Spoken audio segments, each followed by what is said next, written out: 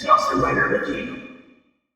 Hey YouTube, Dawson Rider here. Welcome to my review for the Playskool Heroes Dimetro, Zord, and Black Ranger set. This is basically in the same vein as the other ones we've been getting. You get a little minifigure. In this case, it's the Dino Thunder Black Ranger right here, which, you know, I think he looks fine. If you're into these figures, you'll like it. If you're not, well, you're not. Although there has been some mixed ones where I felt some of these have been of a higher quality and other ones, not like, oh my god, it's pristine Playskool Premium, but I mean, they've just looked a little bit nicer and some of them have looked like, oh, that's kind of weird. But I think this one looks solid. It does exactly the job for what it's supposed to. You get little bits of articulation and stuff like that, and then you got that little signature Playskool morpher there. So, you know, if you want a chibi little figure of Dr. O, there you go. And I think that, I didn't mean for that to rhyme, the paint is a little bit splotchy there, which is kind of unfortunate, but this isn't a high-grade collector's figure or anything like that. But I will give props to the fact that the gold is actually gold. I mean, you think you wouldn't have to say that, but you remember what happened with Bandai and stuff, so I do want to point out that I'm surprised at how good the gold looks for this. And then you have the Dimetro, that's all folks. No, it's not. Wait for like 2 more minutes, then the review will be done.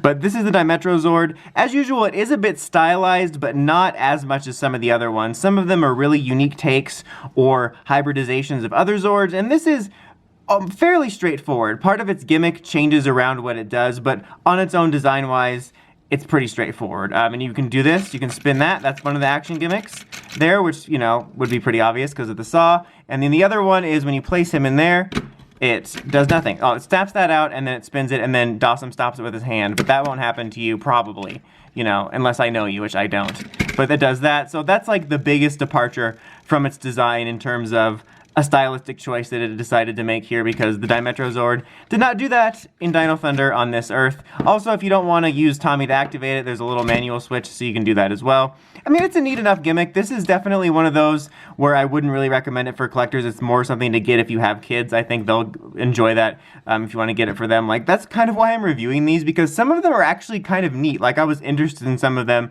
and there are some of the Playskool stuff I've liked to collect for display, because I'm like, that's kind of a unique take on it, and I think that's really neat. But other ones like this, unless you're a huge Dimetro Zord fan, a huge Dr. O fan, a huge Alba Ranger fan, this is an easy pass unless it's something for kids, because I think they will get a kick out of it. I think this mechanism works nicely. You know, it's satisfying in the way it works, and it makes sense for what the Zord does in the show, and yeah, all that. That's pretty much it. It's a pretty quick review, not a whole lot else to go over. Until next time, don't forget to like, comment, subscribe, and climb the steps and ring that bell so you can get notifications from my videos. Until next time, it's Dawson Rider, signing out.